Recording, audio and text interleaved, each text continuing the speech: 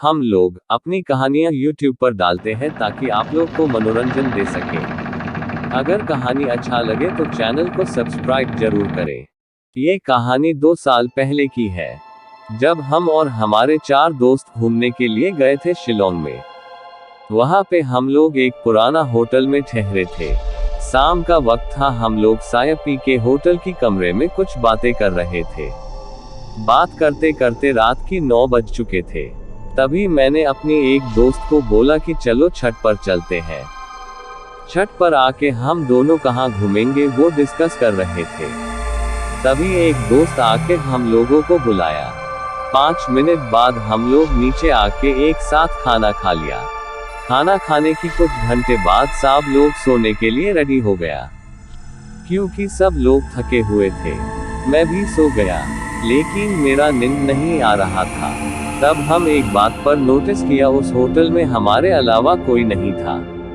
सिर्फ हम और उस होटल के मैनेजर था।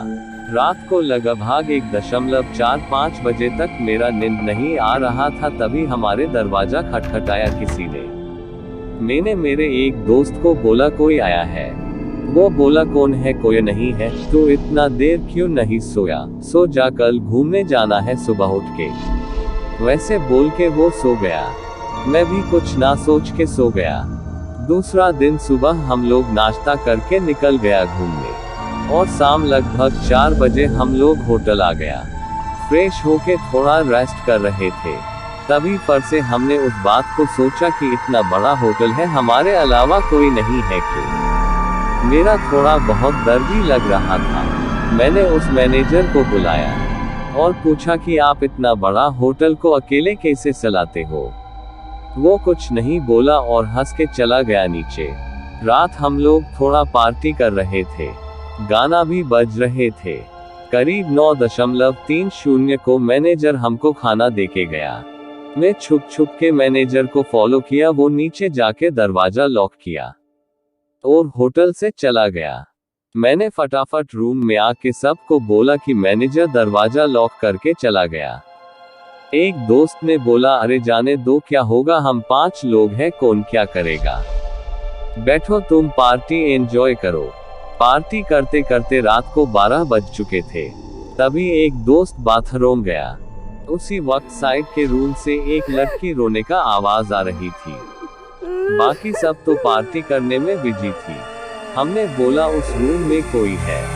बाकी तीनों ने हंस के बोला तेरा गर्लफ्रेंड है, जाके लेके आ। तभी मेरा नजर एक दरवाजे पर गया। उस रूम के दरवाजा था जहां से लड़की का रोने का आवाज आ रहा था। फिर एक लड़का चिल्ला रहा था।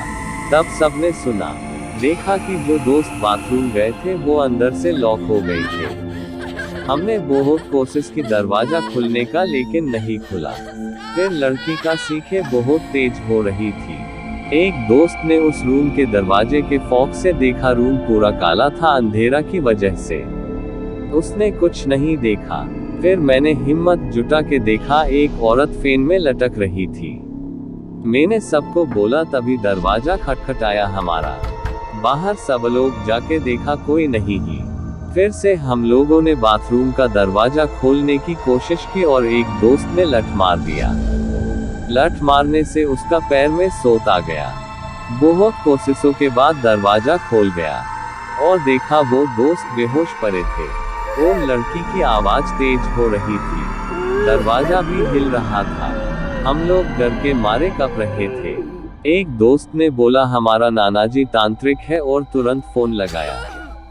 जो हुआ हमारे साथ बोला। नानाजी ने कुछ मंत्र जप करके हमको भी बोलने दिया। धीरे धीरे लड़की शांत हो गए। फिर हम लोग सुबह होने का इंतजार किया। सुबह होते ही हम लोग उधर से निकल गया। मैनेजर से झगड़ा भी हुआ।